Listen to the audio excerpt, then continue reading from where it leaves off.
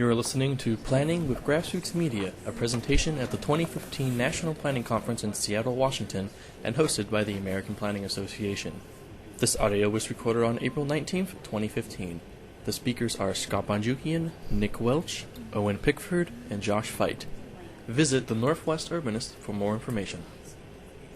All right. Good morning, everyone. Can everyone hear me? Is this on? Okay. I think we're the only ones in here today.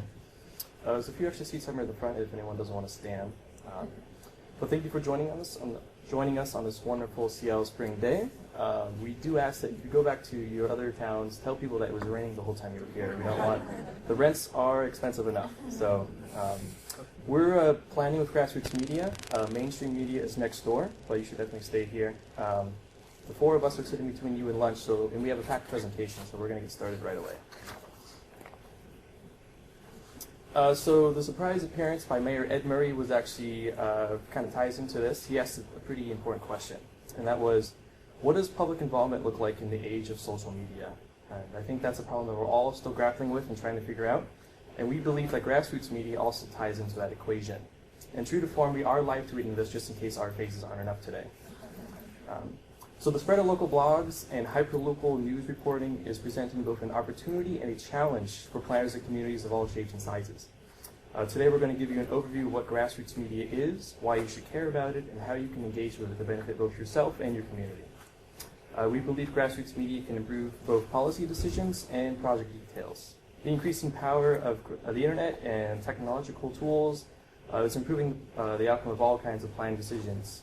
It can also foster better civic conversations, especially with the younger people that are hard to get to your traditional community meetings. So I'm Scott Bonjukian, a graduate urban planning student at the University of Washington here in Seattle, and I'm an intern planner over at the city of Port Orchard in Kitsap County. I write a personal blog, The Northwest Urbanist, on planning and design. Nick Welch, to my left, is a planner at the Seattle Department of Planning and Development. He works on urban design, public space, and is currently helping to update the city's Seattle 2035 Comprehensive Plan. Owen Pickford is the Executive Director at The Urbanist, a local website that critically examines urban policy and development. Owen is working to bridge the gap between experts and the general public.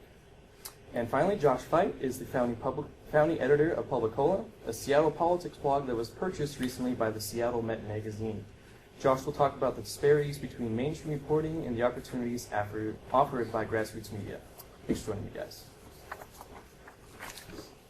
All right, so very quickly, we're each going to have an individual presentation that's pretty brief, and then we'll break into a panel discussion, but I imagine we'll have a lot of questions from the audience, so we'll quickly turn that over into a Q&A format. And we'll be able to stick around a little bit afterwards if anyone wants to talk one-on-one. So I will get us started here. So the big question is, what is grassroots media? To sum it up in a soundbite, grassroots media is a hyper-local reporting done by passionate residents. It's been around for a long time in the form of community newsletters and bulletin boards and the like, but the internet has really helped it spread over the last decade or so. But the question is also, why should planners care about it? Why should you care about residents that don't have journalism degrees or press credentials? The fact is that blogs and other local websites that these people are writing have a bigger and bigger influence on public policy and shaping how planning departments make decisions across the country.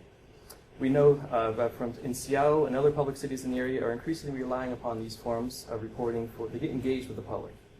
We know that elected officials like King County Executive Dal Constantine daily reads the Seattle Transit blog, others read The Urbanist and PubliCola. We've seen grassroots media conversation threads enable rich and constructive conversations among readers about public projects and policy.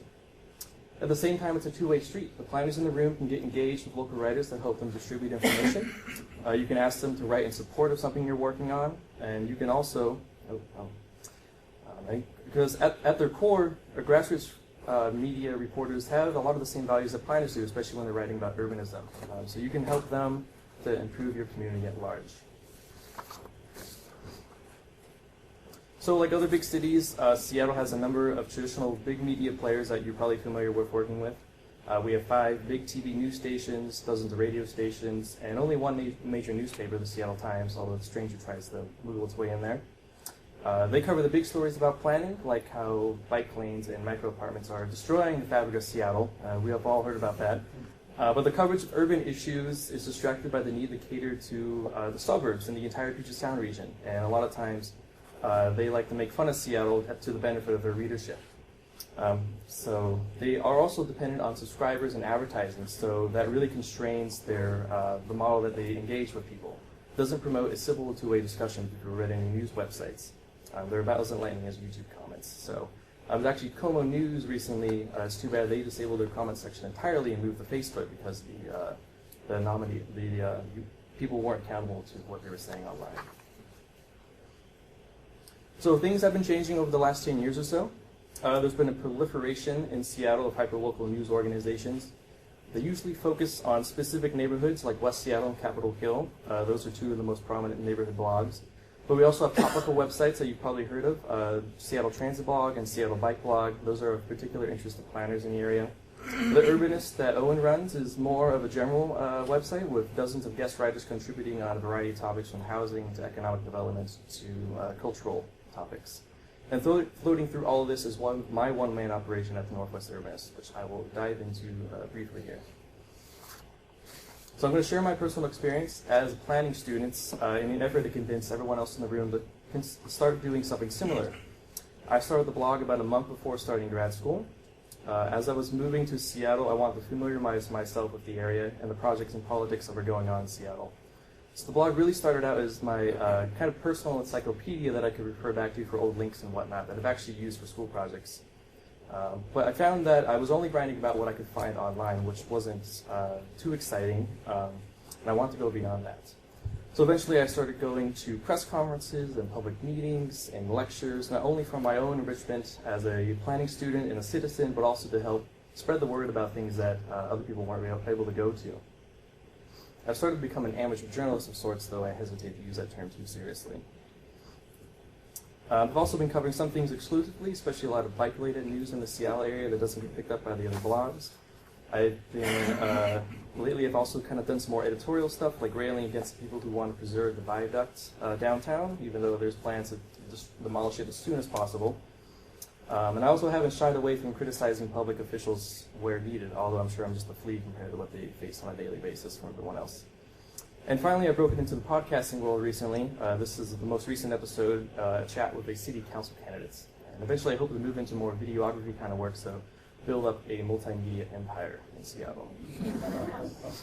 So after about 90 posts, the blog has definitely become a place to not only talk about Seattle, but also to showcase my own talents, which it's a catalog of my writing, my graphic design abilities, and I think with the huge variety of workplace demands that are placed on us planners today, this is one way that we can do this, no matter if you're working in the public, the private, or the nonprofit sector. It's a strong way for everyone to show off their talents, and also improve your career and potentially improve your community at the same time. So after you start up your own blog, you might want to look, if you're interested, you might want to look for opportunities to increase your readership. You can start that at work. If you work in the public sector, you might find a niche in posting department blog updates and whatnot. There are opportunities for APA and your state chapters to post regular newsletters. On the private side, good writing is obviously very important to attract clients, and nonprofits have an obvious need to cheaply advertise their work and their ideas to get attention. Cross-posting to other grassroots media is another way to get exposure. Cross-posting basically means copying your post verbatim, including text and images to another website. After being invited by Owen last year, that's now what I do regularly for The Urbanist. And basically, it's a win-win situation because he has a huge readership, but Owen also needs content every single day. So the more people he can get on board, the better. The Urbanist is also read by a lot of other websites, even around the country, including Streets Blog. In case you don't know, Streets Blog is basically the national grassroots media organization for transportation planning and good urbanism. So in this example, the author just pulled a long quote and an image from The Urbanist, which was originally on my website. So it kind of, things go through hoops sometimes, but thankfully they're very good about including the original source. So you want to make sure that always is done to give yourself credits. I'll just share a quick story about how another way this has benefited me. About a year ago, I was contacted by a freelance writer doing a feature on companies moving from suburban office parks to downtowns. He was writing for The Guardian, a newspaper out of England you might have heard of. The guy saw my blog, assumed I was a local expert on South Lake Union, where Amazon is building its new offices, So I played along and said, okay, I'll do this. Now my quote about the streetcar to nowhere is on the internet forever. So eventually that article was read by a German geography professor. He contacted me asking for a tour of the neighborhood with a group of visiting students. I had never done anything like that before in my life, but I agreed to it anyway. I had taken 2 years of German in high school, so that was a good excuse to use that. But I also had a reason to really get to know the neighborhood better than I had before. So I took him up on the offer. So we met last August and actually took the streetcar from Westlake down to South Lake Union compared to German tram systems, which are way better than what we have right now. I showed them highlights, including the Amazon campus and South Lake Union Park. And it was a lot of fun, and it was kind of an enlightening cultural exchange for myself, because I haven't been able to go to Germany myself yet, although it was on my bucket list. So while I do try to do things that benefit my community, this example really shows the power of grassroots media at a personal level. I met dozens of people through the blog and built up a network of engaged citizens and new friends, and that makes everything I do more than worth it. So wrapping up, real quick, not wrapping up yet. As another example of a personal benefit very quickly, you can use your blog as a place to test your own ideas in kind of a safe space, although whether the internet is safe or not is up to you. Last year I posted an idea to lid over more of Interstate 5 in downtown, which this building is actually built on. The idea generated a ton of online comments, both positive and negative, predictably. It led me to actually, though, picking up the topic for my thesis project, and right now I'm nearing the end of my research. I can trace it all back to that post back in February 2013 and the feedback that I got. So quickly, some blogging tips for the new planning blogs I'm sure are going to start popping up all over the country. First is the question of objectivity. Are you someone with an opinion, or are you a neutral professional? And I think you should just fill whatever niche you think your community needs. But definitely give the people to fact check you if you're trying to make an argument. Use lots of images, use lots of links to different sources. Wikipedia is okay these days. And I always have a picture of a graphic right underneath my headline to draw attention to it. Keep your post concise. What exactly that means is up to you. I aim to be under 2,000 words. The Urbanist aims for under 500 words, although I think I heard Owen's working on a 7,000 word article recently, so whatever floats your boat. You should be timely and relevant to whatever you're trying to post, so you don't seem outdated. Like if a report comes out, try to get a post up about it within the next week or so. If you're just starting, especially in a smaller city, you might need to get creative to draw some readership. Controversial ideas, proposals are always a good hit. And along with cross-posting, you can expand your reach with social media. The Northwest Urbanist Facebook page is about 200 followers. You can also use Facebook and Twitter to post links to share news that might otherwise clutter up your main website if you want to keep that clean. If you're already internet savvy, these last 2 points are pretty common sense. Just don't feed the fire that some people are going to try to start in your comment section. But do engage people and have honest, open conversations. That's one of the greatest benefits of blogging. So I'll finish by reiterating the experience I've had with Grassroots Media is within the reach for planners of all stripes and everyone in the room. Get out there and write for yourself, your community, and your profession. Thank you. Nick?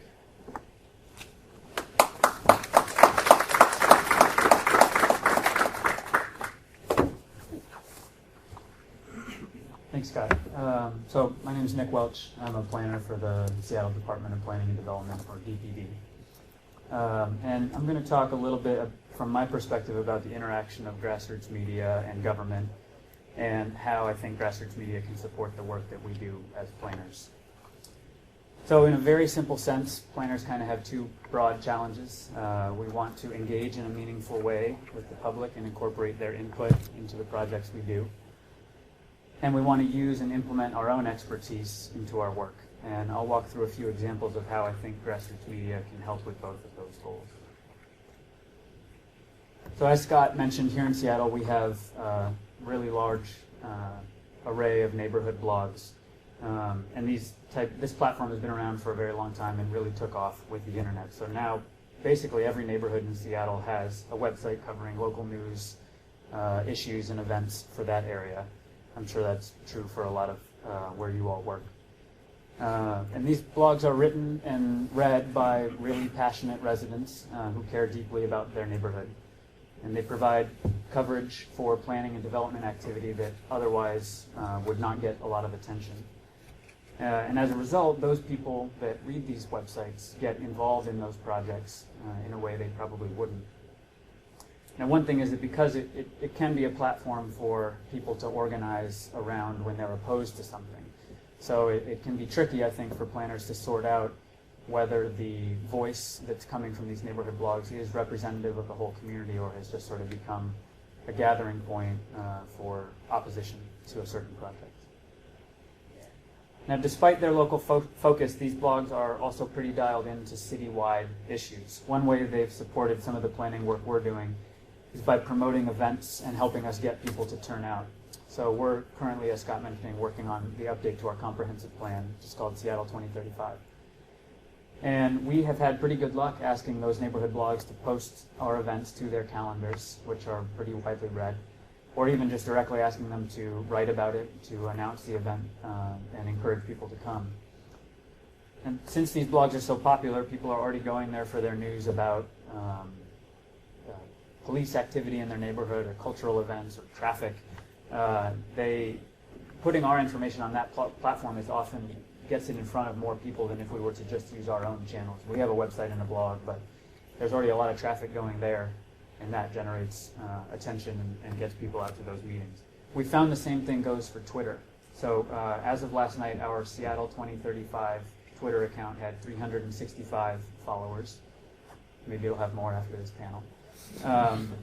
But as far as engagement around the comp plan on Twitter specifically, we've actually had, I think, better luck kind of tapping into conversations that are already going on, often those initiated by these folks, by Grassroots Media, by their bloggers, journalists, writers. Those debates and conversations are already going on, and we kind of insert ourselves in that with a question or a comment and tap into that debate. And that's been a little more effective than some of the times when we've tried to kind of start that on our own. So then there's another group of blogs, again, as Scott introduced, that are focused on particular issues and topics.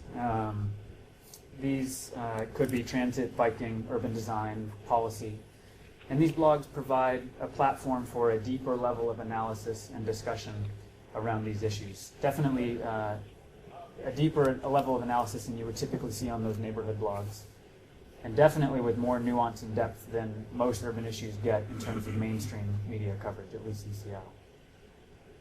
And beyond that, they also cover projects and issues that otherwise go under the radar for a lot of people. So an example of that here in Seattle is the urban design and land use work that some of my colleagues at DPD are doing in the University District neighborhood, which you see there. So this is an area that will get light rail service in a few years, in 2021. The university itself is expanding, and like many neighborhoods in Seattle, there's a lot of market rate development going on. So as part of the work, as part of this project, the city did an EIS to look at 3 different potential zoning changes. Very briefly, on the left, alternative 1 would consider moderate height increases throughout the whole neighborhood. Alternative 2 had dense high-rise development in the core and then only modest changes elsewhere. And alternative 3 on the right would preserve the existing zoning. The Urbanist, Owen's blog, they had detailed coverage not only of this broader planning project, but specifically of this EIS. And in fact, to advocate for more housing and job growth in this very transit-rich area, the folks at the Urbanist conceived of and recommended a 4th alternative to be studied in the EIS. And they actually took DPD's maps and combined them into that idea. So they leveraged sort of the information we had already put out there as the planning department, and created another sort of point to the dialogue. As a result, we received a number of comments as part of the EIS endorsing this approach, this alternative 4. And just from the number of comments alone, it was clear that the Urbanist had sort of generated new interest in this project and pulled new voices into the conversation about the U District and how it should grow. At the same time, most of the comments recommending alternative 4 were very short. They were sometimes just a sentence or two endorsing this idea as if we all just knew what that was. And on the other hand, we were receiving a smaller number, but a relatively small number of very long, detailed comments from longtime residents in the neighborhood, many of whom were concerned about the changes going on there and were opposed to the upzone. So it was still incumbent on DPD to sort out how to balance a lot of kind of brief comments versus a small number of really long, detailed comments from those longtime residents. That's the same thing. So another recent example where Grassroots Media has pushed the city to act is with light rail expansion. Sound Transit is currently proposing to extend light rail from its current planned terminus under construction at Northgate, which you see just below that sort of green blob, up north to a city north of Seattle called Linwood. And Seattle has an advisory body called the Light Rail Review Panel, which is made up of planning, design, and development professionals that primarily review station design to advise the mayor and the city council. Now, originally, the first stop on this proposed extension north of Northgate, as you see there, was northeast 145th Street. But residents in North Seattle and Grassroots blogs started pushing for a potential stop at North 130th Street instead, or in addition to the other stations. This got a lot of coverage on these blogs. They did a lot of analysis about the benefits of this alternative. The Urbanist also had coverage of why this station made sense.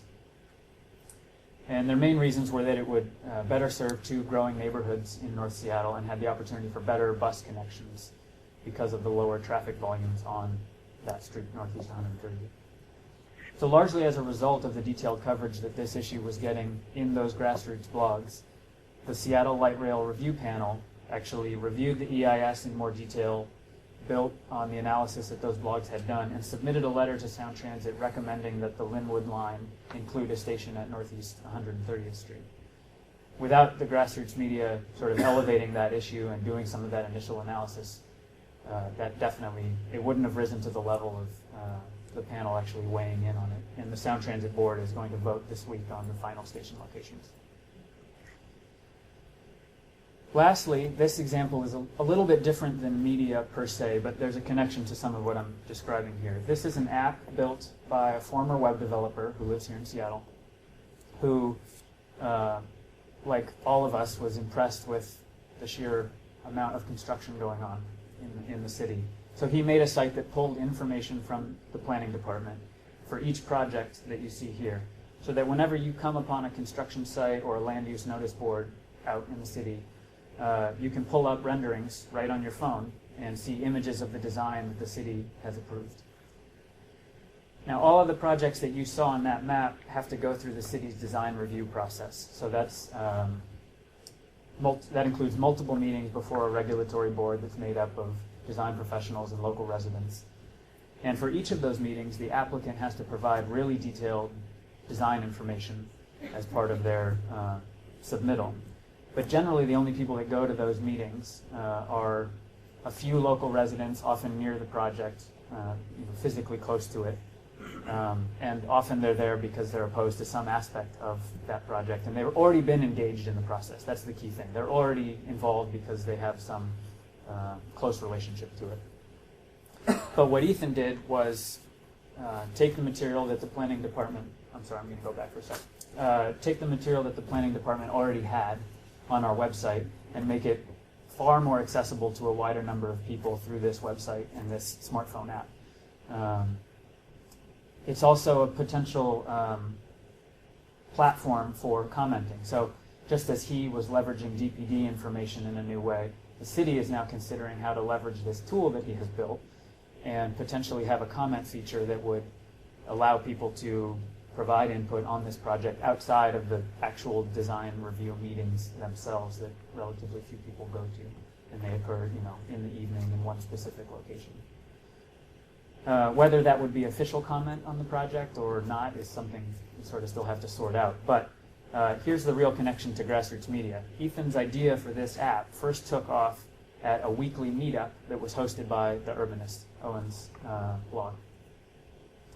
Now, these occur every Tuesday in a coffee shop, and as it says there, it's sort of a different type of meeting. So for all the planners, as we all know, at public meetings, it can be difficult to have meaningful dialogue sometimes. It can be hard to listen to people's ideas or to share your own in an effective way. And I know Owen will talk a little bit more about that in a second. But these meetups are a chance for people to come together around issues that they care about and discuss ideas, including with people from government. So I've been to many of them and had those conversations with folks. And I see it as a chance to discuss ideas and get their thoughts, positive and negative, about the work that we're doing, and in a face-to-face way, and with sort of a different tenor than we would get if it were just comments submitted on a survey or, you know, some sort of more formal process. So, in closing, you know, the city here in Seattle, the city and the planning department specifically are really looking to improve how we do community engagement, and that often means not asking people to come to our meetings, but trying to bring the meeting to where that's already going on. So that physically means often going to meetings that are already existing in different neighborhoods, but also sort of digitally or in a different sense, bringing our information to neighborhood blogs that already have a strong readership, or attending meetups like this, and there are other blogs in Seattle that do a similar thing to what I mentioned, and you know, convening with people in a different way. Thanks.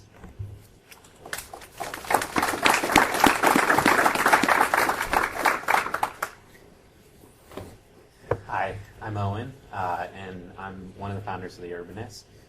Scott has spent a little bit of time talking about why you might go out and start Grassroots Media yourself, and Nick spent time talking about why Grassroots Media matters to institutions.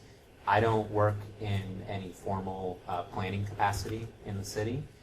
This is something I do in my free time. I have a full-time job outside of this, and the perspective that I'm going to bring is why you should care about why you should care that Grassroots Media exists, and the perspective that those people are coming from when you meet with them in your local neighborhoods, right? So the reason why we got started was we saw a critical gap in how communication and education and engagement was happening in the city. Essentially, what our goal is to create education with a purpose, which is better planning and better cityscapes.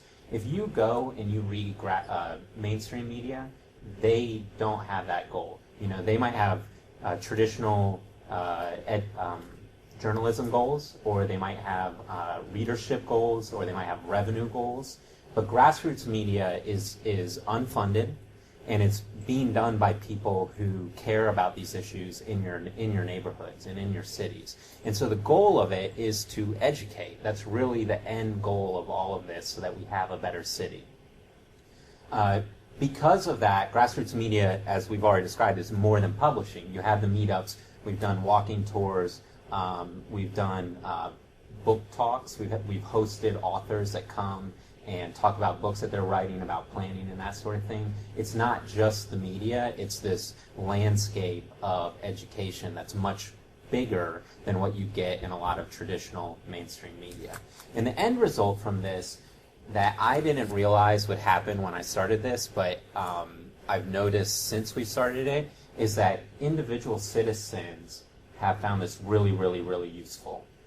This comment is from one of the readers of our website, and it was just something that he said to us. He basically said, I came to these blogs because I had a lot of free time, and I spent a lot of time reading online stuff, and I had my own opinions, and I started reading your blog, and I was vehemently opposed to all these different ideas that you all were putting out there.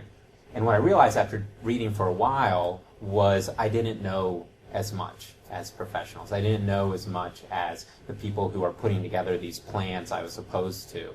And while I don't agree with everything, I've learned a lot more, and I can engage in a better conversation than what I had originally. And that's what he talks about with epiphanies. He started having epiphanies about where planners were coming from when they were talking about these things.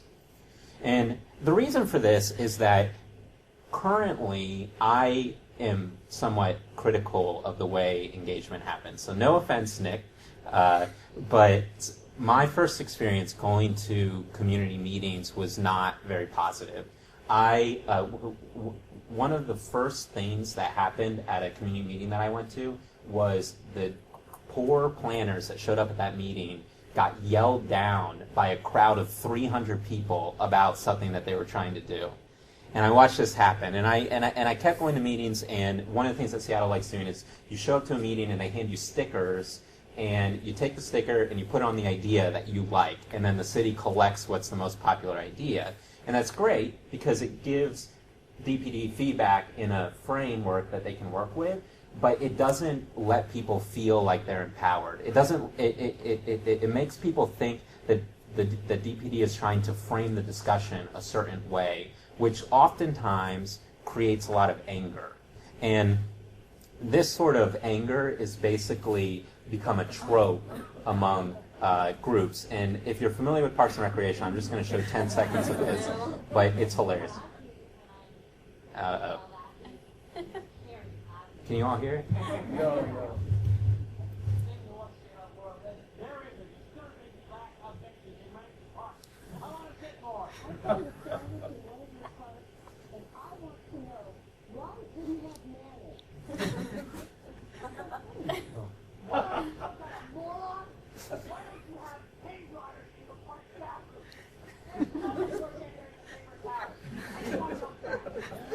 Okay, so this is very similar to my first experiences going to public meetings, actually.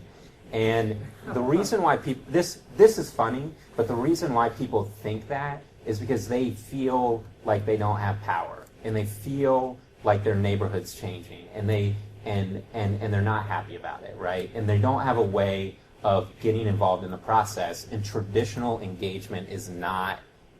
I mean, it does do it in a lot of great ways, and DPD is trying really hard, as Nick pointed out, to do it even better, but there's still somewhat of a disconnect there. And so the thesis that I have is that grassroots media allows people to find a bridge between the traditional power of the planning department and the lay person in the neighborhood. And the reason why grassroots media creates this bridge rather than traditional media is because of the motives that grassroots media has. And so these are all quotes from traditional media in Seattle. And what you'll see here are a number of common themes. The first quote is a writer who has no background at all in planning or development or anything, and is criticizing the planning department for not planning properly to account for all the growth that's happening in Seattle, but not offering any solutions at all. Has no idea how you would do it better, but is saying, this isn't working, who's in charge, right? That's not helpful. That's inflammatory, right? And then the comment beneath that is an editorial from a woman who name calls our mayor, calls him Mayor McSchwinn, and then complains about bike lanes discounting cyclist safety, right? The last two are also related to bicycling as well, and they both come from groups that continuously slam bicycling in the city and then go on to write about how traffic is so bad all the time, right? And so these people aren't bringing a constructive voice to the conversation. They are writing things that get clicks because they're inflammatory, and they sort of appeal to the anger that people have in the neighborhood, but they don't educate, and they don't create a better dialogue, and they don't engage the public. And that's the difference between traditional and grassroots media, because when you look at grassroots media, it's about solutions. So this is a brief quote from one of our articles about reimagining Pike Pine, which are the two streets that run next to Convention Center here. And what we're doing is we're offering ideas. We're saying, hey, here's some great things that you could do. And this is actually written by a planner. He's not a planner in Seattle, but he's a planner in a neighboring municipality. And he's using graphics, and he's using language that appeals to lay people, but he's bringing knowledge from his experience as being a planner. And that's actually much more engaging. And when you do things like this, you get long comment threads of people who disagree and people who agree, but they're going back and forth, and they're working through what's wrong or what's right about things. They're figuring it out together, but they're figuring it out outside the framework of DPD putting, their structure in front of people. It's much more unstructured. And so the end results are that when experts engage with lay people outside of the power structures of traditional city government, you get much better outcomes. And so that's kind of what Nick was talking about with the meetups. It's a different tone when you go to the meetups than when you're at a traditional meeting. And so if you read our comments, yes, there are trolls, but the majority of people have really insightful concerns, and they're getting through them. Additionally, though, the reason why that happens is because the people who are drawn to this are people who care. The people who are reading Grassroots Media are the people who want to know what's going on in their neighborhood and they care about it. That's not necessarily what's happening at the Seattle Times. Everyone grabs the Seattle Times in the morning and will flip through the pages and have a random opinion, right? But lastly, and I think this is perhaps the most important thing, we're a third party. We're not funded by developers. We're all volunteers, and we're all citizens in Seattle. And so when people look at us and wonder what our motives are, they may think that, yeah, you're pro-growth, you're pro-bike lanes, right? But they can't say you're pro-growth because you're being paid off by developers, or you're pro-bike lanes because because you're being paid off by developers. It's like one of the most common complaints, right? But since we're all volunteers and since we're a third party, we actually have some objectiveness, or a guise of objectiveness, right? And so people are more willing to listen. And in order to actually engage people have to be at the point that they're willing to listen, right? So there's a couple of other things that I'm going to make as suggestions. I think it's really important, probably not everyone here knows or is familiar with Grassroots Media in your localities. If it doesn't exist, listen to Scott. You can start your own. Totally can do it. If it does exist, think of them as go-to organizations. You can use this organization for your own means. I mean, they aren't going to do whatever you want, but they have similar interests. And you can talk to them about those similar interests, and they're often experts as well. You can probably read between the lines, see who are experts, and actually have conversations with them in order to utilize that tool. That's kind of what Nick was talking about. They use the tools to advertise meetings and that sort of thing, but there's lots of other ways to use them as a tool to get better planning in your neighborhood. And what they'll ultimately do is they will criticize you when they think you're doing something wrong, but that's not a reason to shy away, because they will give you credit when you do things right as well. And so the criticism is not mean, it's not inflammatory, it's detailed, and it's meant to get better outcomes. And the support is meant to rally people around you. And so with the U-District Urban Design Framework, what one of our goals is to give planners breathing room, because we knew that there would be local neighbors that would come out and be vehemently opposed to it, but they weren't all of the voices, right? And so when more voices got involved, it ends up with this balancing act. What is the actual best outcome that could happen, rather than saying, well, all the comments we got were opposed to it, so we can't do it now, right? And ultimately, what I would really like to do is change the tone so that it's not planners being yelled at. It's people getting involved that actually know a lot about it, and when they're talking to you, they are bringing relevant points up and they're adding good feedback to the process. And that's kind of the result of what we've been able to achieve, I think. Thanks.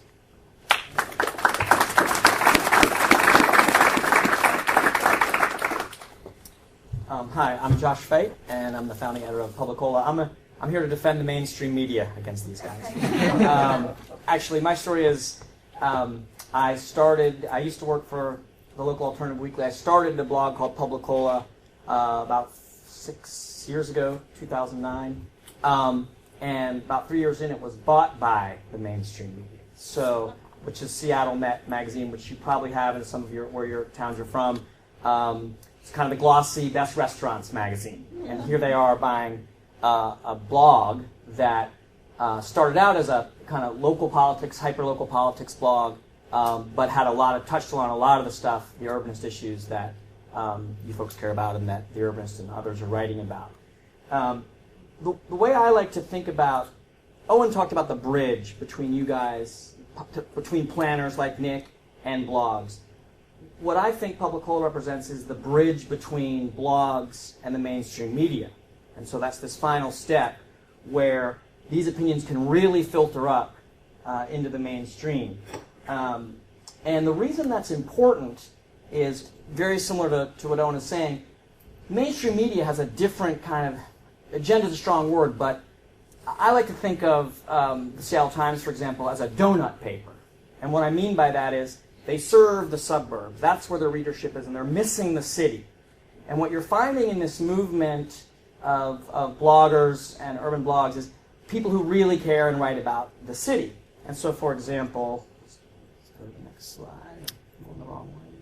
Oh, that was a slide that showed off my city council coverage. And, so when the Times covers issues, they tend to demonize city, and they tend to demonize planners, right? You're these technocrats that are social engineering away from the way we're supposed to be, and they don't bring to any of the context that we've already been social engineered, and cars are this 20th century experiment gone awry, and just they're missing kind of, they're missing a lot of the subtlety, although that's not really a subtle point. And so it's important that there's a counterbalance. And what's important about blogs like PubliCola and The Urbanist, or blogs like PubliCola that have gone to the mainstream, is that it's not exactly that we're on your side, but it's a counterbalance. And so, for example, and the people in local government know that, and at this point have come to realize that. So, for example, on this story, which was all about kind of trashing the work that SDOT and the Department of Planning was doing around creating sustainable streets, creating rechannelization, which they like to call road diets, which is a bad thing, right? They're taking away your roads. But I get the heads up from the mayor's office or from SDOT that, hey, they did a public records request, these stories are coming, and I was able to do a public records request and get into the mainstream media the same kind of program, but with a different spin, and got it out before this story hit, and so there's a counterbalance. And that's because of this new movement of blogging. The other thing is, what you'll find and why blogs can be important. I mean, ultimately, so what I'm saying is, oh, so you want to be in the mainstream media, right? And so that's kind of contradicting what we said here. But no. Another issue is that blogs can actually drive the conversation and drive the mainstream media. So there's example after example where we've gotten to stories first and we've framed the conversation or just sort of started the conversation. And this goes for, so as I said, I do politics coverage, so not just urbanist issues. And so covering the legislature, I was able to identify what was at the time the blue-green coalition, which was legislators who were environmentalists and legislators who were labor. And they're traditionally, this is a kind of factions within the Democratic Party, traditionally at odds over jobs. And they sort of came together, and I identified that there were several stories about the blue-green coalition, and this just became a theme that the mainstream media picked up on, became a theme that helped actually bring these forces together and then shaped policy in Olympia. Other examples of driving stories, there's this very complex thing going on right now called the linkage fee, which you guys, it's probably happening in your communities as well, where a lot of growth is sparking anger over housing prices, and so developers have become the bad guys, and there's a policy to make developers pay more, and it was going through the council. I identified this conversation and wrote a lot about it, and it's become a larger conversation. There are plenty of examples like that where get to the story first, and then it elevates to a larger conversation. Let's see what the next slide is. Nope, that's the wrong one. So, okay, we'll get to that in a second. So, in addition to driving the news, the other exciting thing that's happened here is you're starting to see the urbanist issues have become just a par for the course in the mainstream media. So I've been able to, as I said, so I run a blog, but I also work for the magazine, and I've been able to translate these issues into the mainstream. So for example, on the blog I have a column called Pedestrian Chronicles, where I write about upzones, and I write about parklets and microparks, and this project, the Pike Pine Corridor, which I think Nick has talked a little bit about, which is sort of making a sustainable street right through the center of Seattle. And these are all issues that don't get a lot of coverage. But now I've given it this cutesy mainstream name, the Pedestrian Chronicles, and write about it every week, and I'm able to cover all kinds of issues. One in particular, there's a micropark program. I don't know if you guys are familiar with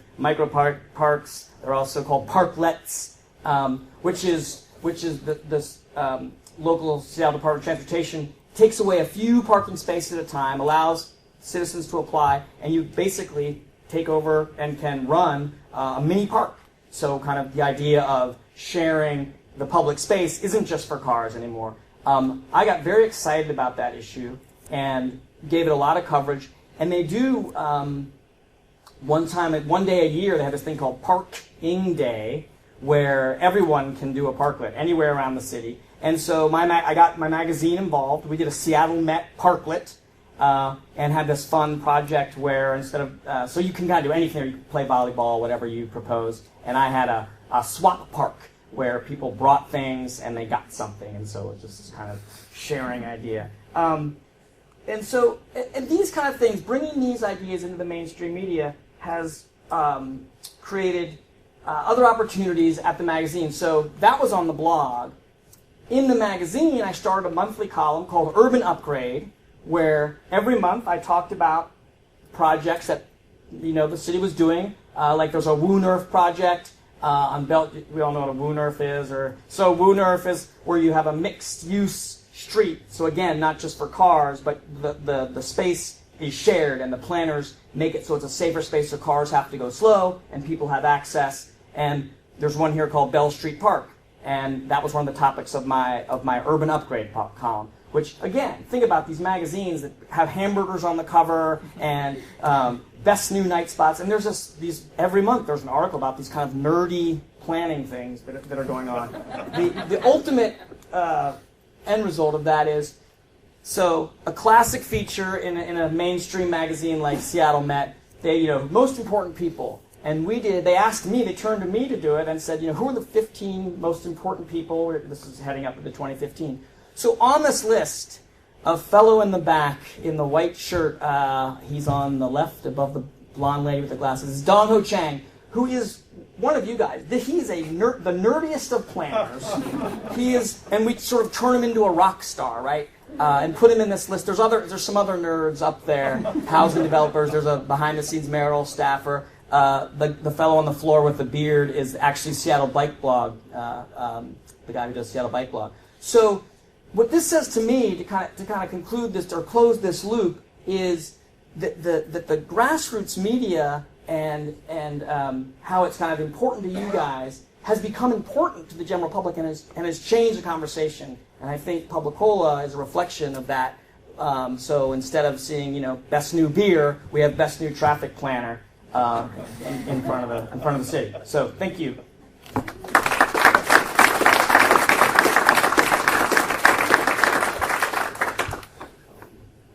Fantastic. We had some really good, interesting things to hear. So we're going to do a quick panel discussion. I imagine there's a lot of questions out there since grassroots media is still kind of a new thing, maybe in some communities.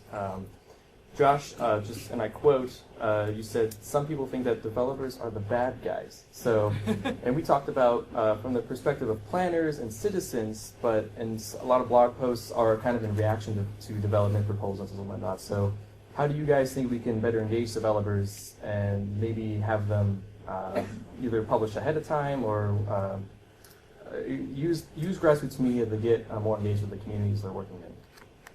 Well, I mean, one exciting thing that's happening, and I have a loud voice. I don't even know if I need the mic.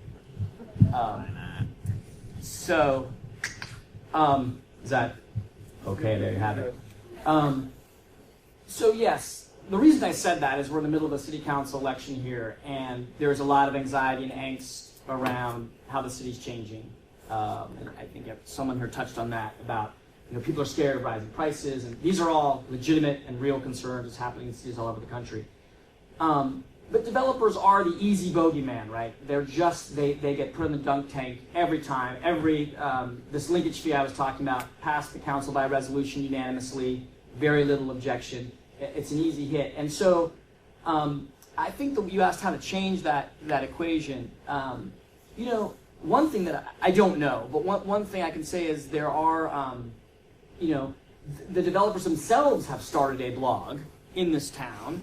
It's called Smart Growth Seattle. And so they understand this is what we're talking about here, and what Scott started about starting your own blog. I mean, I talked about filtering up, it's also filtered down, right? It's just it's a conversation that's happening at all levels. And so I think one way that this era, this local media and internet media and grassroots blogging, it just developers have taken to the internet.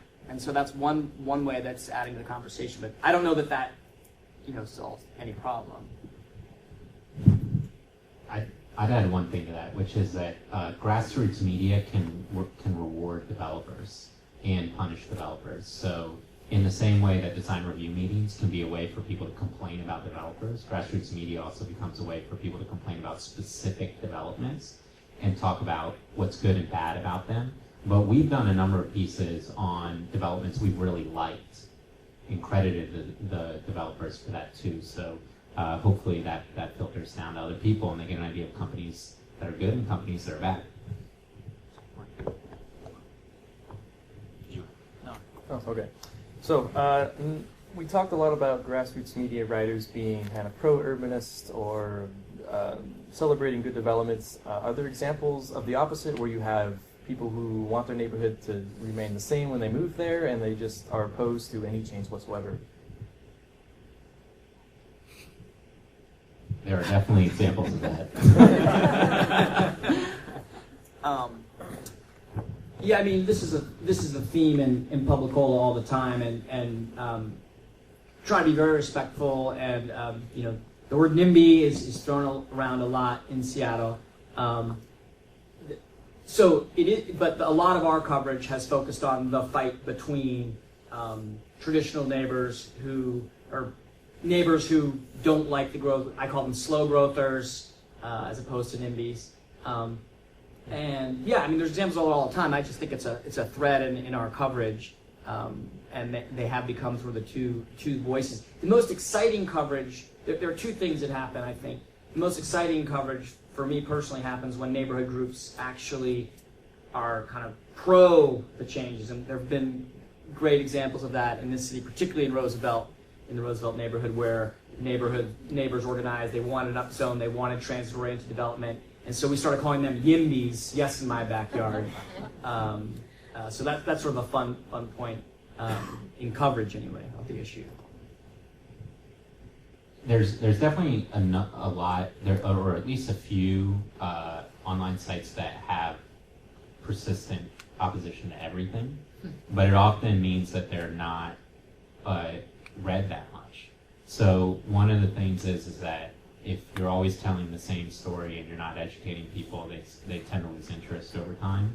But also, we read those sites, and a lot of the way we write is geared towards that language that people sometimes fall into, where they always oppose things. It's a way that we educate ourselves in order to have a conversation about this, I think. Did you want to say? So we've been talking about kind of neighborhoods, but at the urban level, so very high intense development in big cities like Seattle. Do you guys think there are benefits with grassroots media in the smaller towns and the mid-sized cities that probably folks in the room probably work at? Absolutely. Just out of curiosity, how many people know Strong Towns? What's that? Strong Towns? Yeah, it's a website, and it was started by a civil engineer who cares about planning and cares about development. and it's really geared towards smaller towns. It's geared towards your towns between, like, I don't know, 5,000 and 50,000 people or something. And it's about building, you know, downtown business districts in those small towns. And the reason why, I think his name's Chuck Marone, started the site was because he really was shocked to discover that his daughter's best friend, when she went to middle school, lived adjacent to his lot, his house, and he had never met them before. They met at school, but they had never met in their neighborhood. And the reason why they had never met in their neighborhood is because they were on opposite ends of a cul-de-sac. So they were separated by a cul-de-sac, and they never met each other. And he has this had this epiphany, like, why can't we walk past their house? And, you know, and he's a conservative. He describes himself as a conservative, and he was sort of appalled at this idea that planning done the way we've done it for a long time was preventing community from developing. That's the way he saw it happening. Like, he has a strong value on community, and he saw planning getting in the way of it, so he started advocating for better planning and development. And it's a great article. If you go out and you read it, it's a really good observation from a small town about why this is so important for small towns as well. And then he also writes a lot about how small towns sprawl development is really unsustainable and that sort of thing. Just one quick thing on that. I also think the small town, big town divide is exciting in this coverage because right now I think that people seem to see a political divide, right? That there's kind of the blue urbanists and red, Democrat blue, red suburbanists or ex-urbanists. And what's exciting to me is this bridges the gap. That people that are concerned about this stuff are on both political spectrums, but everybody wants a kind of walkable community. Everybody wants jobs. Everybody wants a healthy, safe community. And you see really exciting stories coming from small towns. One that really inspired me, I think it ran on the Streets blog, or I don't know which national kind of urbanist blog picked it up, but there was a local story out of a first-tier suburb in Cleveland, but it was a small town, and it had every kid in the school district walked to school. They had set it up that it was a walking, biking school. And this is a suburb. This is not, urbanists, social engineers telling you have to get out of your cars and bike. This was happening in a small town. And again, the language they were using from this red suburb was very similar to the language you see in blue cities. And I just thought that was inspiring. So a lot of this action is taking place in small towns. Just one more question, then we'll open up to the audience. Nick, you mentioned that with public comments that are official versus not official, and what you can accept via blogs and formal design review processes. Related to that, other problems that you guys think that grassroots media can't solve, then we have to rely on other venues? Well, one, I don't think this is something grassroots media couldn't solve or couldn't help with, but that I don't think we touched on in anything that we talked about, and that is there's still a big digital divide. So everything we talked about was online, basically, or the advantages of these websites and the media that they're posting and that sort of thing. But there are plenty of households in probably every city that don't have internet access. And so for them, this isn't necessarily a great resource right now. Now, obviously, part of the solution is to get them that access that would allow them to have this as a resource. But, I think that's something here in Seattle we're thinking about how, in terms of doing better engagement, on the one hand, that means tapping into technology and social media and all the different platforms that people, especially young people, are using to learn about the world. But that can't be the only solution because of that sort of equity question. But I think Owen, and you can elaborate on this, Owen also talked about, the other sort of ways. It goes beyond just online publishing in terms of meetups, political support. I mean, there's more to it than just the online blog. Yeah, actually, to expand on that, I'll use one example, which is when I moved to Seattle, I got involved with a group called Seattle Subway, which is not an online blog, but they're a political advocacy group, and they're basically advocating for a subway system in Seattle. That's their deal. And that group was founded by a group of people who met through Seattle Transit Blog. So they were readers, commenters, and writers on Seattle Transit Blog, and they loved what each other were doing. They went to meetups, and they're like, you know what? The blogging's not enough. We need to go out and we need to do political advocacy. And Grassroots Media, I'm convinced, paved the way for the political advocacy to happen. Those people might not have ever met each other. They might not have ever shared the same values and knowledge. That's one of the biggest things that Grassroots Media does, is it makes sure that everyone in the conversation is sharing the same facts. Because if you don't share the same facts, you can't have a conversation with someone. And so those group of people shared the same facts because they were involved in Grassroots Media, and they went out and found a political advocacy group which has had a huge impact. They have over 5,000 subscribed supporters that send in comments to Sound Transit whenever they want something to happen. They force Sound Transit to study different alternatives, and currently right now they're pushing for a different alternative for the next round of light rail funding in the city, and they've been hugely influential. All right. If anyone has questions, we'll ask you to use the microphone so the recorder can pick it up.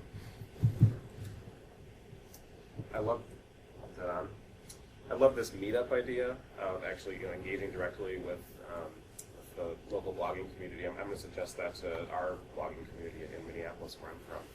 So I'd like to participate in something like that. Owen you had a good, insightful bullet point in one of your slides that said most planners have goals that are perfectly aligned with the institutional or political status quo.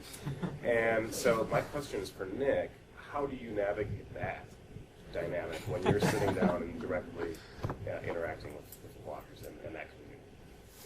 That's a good question. Well, I think probably in the simplest sense, I'm just honest. So, do you mean specifically in those meetups, or just more broadly with?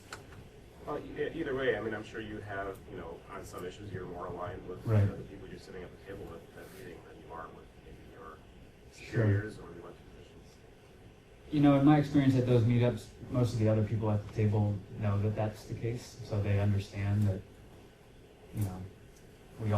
everyone that works for the city sort of has some of their own values or principles or whatever that are not always identical. And I'm just pretty transparent, I think, when I am saying, here's our goal as a department with this project or whatever, or on the other hand, here's where I'm concerned about it, or here are some of the flaws that I think we have. I mean, we try to be transparent about the merits and the drawbacks of whatever we're doing.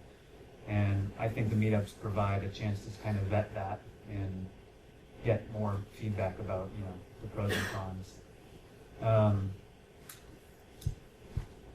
Yeah. We have a number of planners that write for us. And we manage it a few different ways. Sometimes planners will write about other municipalities because that makes it easier.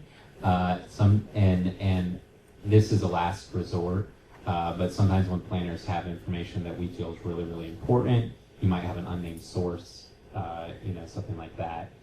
You don't want to do that just for credibility reasons that often. One of the biggest values that we have is trust.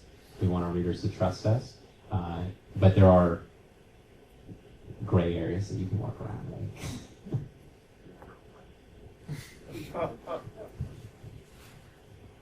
Thank you so much for the session. We really enjoyed it. My question. Yeah.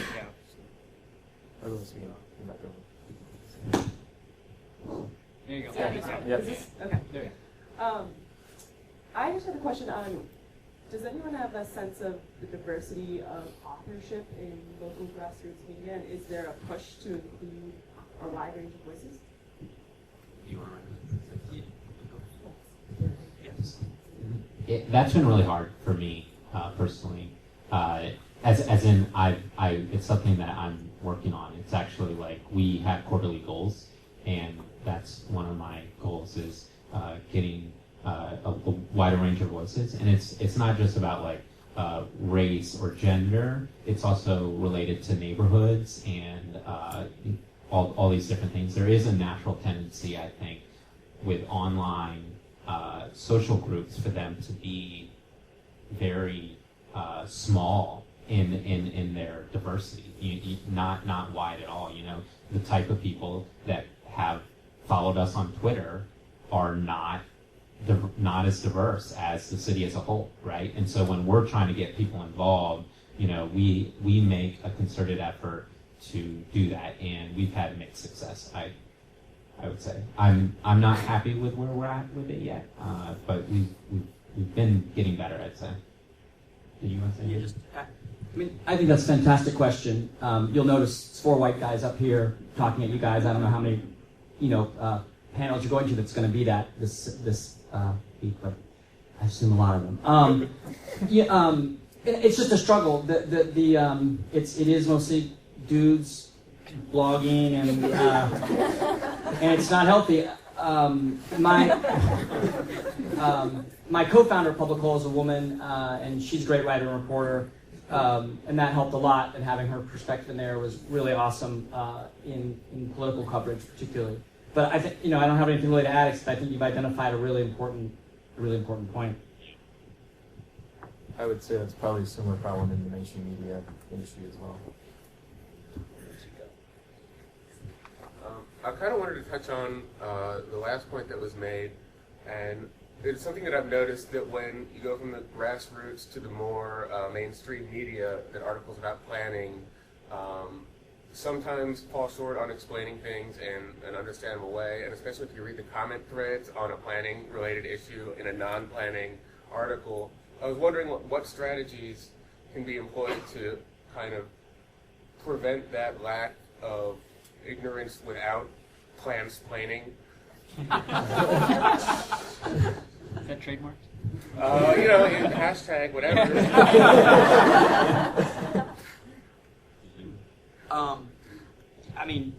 That's my struggle a lot. I love writing about this stuff, and it can get pretty cryptic. Yeah. And since I'm writing to a general audience, it's a fun challenge for me. I don't know if I'm succeeding or not. I have to look back at the post. I think it does get plansplainy, and you luckily have an editor that reels me in and says, "Hey, wait, whoa," basically. It's a fun exercise to weed through the plans and really try and, as a writer, find the way to dumb it down or come up with a clean, smart sentence to explain it. Hopefully, I'm successful at it, but there's no trick. Yeah. But it is something I think that I'm super attentive to when writing about the floor area ratio and upzones and I think there's a way to make it accessible, and that's exactly what I'm trying to do at my blog. We have Facebook threads where people ask the question, if you want to explain this, how would you do that to someone that's lay? And I'm a lay person, right? I don't have a planning degree. And so what's been super helpful for me is sitting in a room with planners and lay people and going through what makes the most sense for explaining something.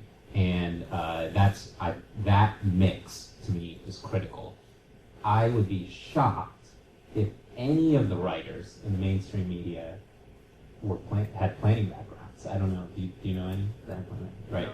So the critical thing is getting people with professional technical knowledge in the same room with lay. Yeah. Just a quick thing that came to mind is, and this is all about this engagement that Nick talked about earlier with planners and the media. Oftentimes, when I'm trying to explain it, I'll call the planner and tell them, I don't know what you're trying to say here. And they'll read it back and they'll laugh. And they'll be like, oh my God, you're right. I cannot believe that's in a planning document. Now that there is this interest, there's more attention to what you guys are doing, I think it's you guys are forced to be clearer as well. And she had this interesting moment, this kind of revelation, where she's like, wow, that's a backward sentence. And because I remember just sitting at my computer being, I read the sentence like 8 times. Like, I don't know what this says. Am I stupid? And I called her and she's like, yeah, that's crazy. So there is this kind of engagement that you talk about, and I think you can take advantage of that. And a way to help writers is, if they're writing about your stuff and you identify, call them and say, yeah, like, you need some help. Yeah. You pretty much nailed it, but it's not, I don't think it's just for the media. If ultimately the problem is the same for planners that need to figure out a way to communicate their ideas, in simple terms, in plain language, so that if you're not understanding it in the media, then they're not going to understand it if they come to a public meeting on that same topic, or won't be engaged or informed at all. Thank you. Thank you. I'm glad you guys talked a little bit about this gap between the digital and physical realm, or different outlets of communication. I'm really interested in, I've recently heard about Real Change. It's a street newspaper, and I think that in terms of dissemination, and thinking less about the content and more about the way in which it's disseminated, it's another opportunity to provide jobs, let's say, for the homeless, and so I'm just wondering what other opportunities are there kind of along those lines in terms of producing content and forms of dissemination. Is there any other opportunities around like Real Change in their model? I'll just add quickly, I've actually seen Seattle Transit Blog advertising on our buses. I brought that up to one of their staff people at a meeting about a month ago, and he was like, oh, you did that like 6 years ago. So I'm not sure I wasn't keeping track of that, and so they left up the flyers for years. But that's one option, is just traditional advertising venues. Real Change is interesting. That model actually exists in a number of other cities as well. It's not something that we've thought about doing at all. But one of again, as I said earlier, we have like quarterly meetings and quarterly goals and stuff. And one of the things that we do is try to figure out how to do other types of engagement, because that's actually one of the most critical ways to diversifying who you're engaging with. And so I had a couple of examples, and it's not just about like disseminating information. It's about getting people talking to each other about this topic. And so one of the things that I found like really inspiring was Jarrett Walker's he does these sessions around the world, basically, where it's like plan your own network, and it's a hands-on experience for people to go and like draw networks on a map, right? And it gives people a really good idea of the processes that planners are going through when they're doing that, because it's a hands-on thing. It also becomes accessible to different types of people. Real Change is especially fascinating because it involves people who are like perhaps the most marginalized of any group in the city. But I don't have a great answer of ideas. It's something that we brainstorm all the time, and we have a few ideas. I don't know, like events and stuff like that. Guerrilla tactical urbanism. Those sorts of things have come up in our meetings and at our Tuesday meetups, and we don't encourage it, but people go out and they do it anyways. I think it's interesting. Just thinking about, yes, online, is a quicker way to disseminate information, but I feel like tangible literature has a way of organically growing throughout a neighborhood, and so I just think it has power in that way. Agreed. We're just about out of time, so we'll just take one more question. I don't want to support the way we've been doing public engagement, but one of the key things about it is we can document who's there and what they're said. So I'm wondering how to translate blogging and that kind of thing to something that we can document. So are there apps or anything that can, one, help us scan for what people are saying on what blogs, and a way to aggregate who's saying what? I don't have the final answer to that, but if we've already gotten to the point where we are taking a lot of comment by email, basically, and that does go, for an EIS or something that's in the official SEPA record, it counts in that sense. To me, it doesn't seem like that far of a jump to something like online comments on these blogs, or the potential commenting feature of that app, Seattle in Progress, for that to, potentially have that same sort of standing as a comment. I imagine one of the challenges is like authenticity. I mean, there are a lot of anonymous commenting platforms, so it would have to be, I imagine, linked to some sort of verifiable identity. But I don't know. I mean, right now, especially for the comprehensive plan process, we consider a lot of the questions and comments we get through Twitter, Facebook, and our email address, our blog. The website has a blog that has a comment feature. All of that, gets read by planners, and it becomes part of our massive document of public comments. I don't know if that answers it. And is there anything for scanning blogs to try to find that out I don't know. who's saying what? I mean, it's definitely possible. I'm not familiar with tools that do that, but that's an interesting idea that someone might develop and sell to a planning department. I don't know one off the top of my head.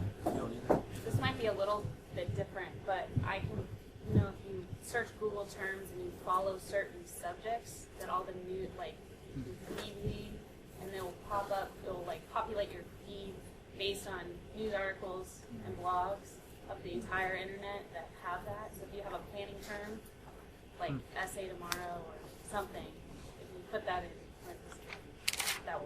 you can follow and track. Okay, that's it for us. Thank everyone for coming. We'll be up here to wrap up on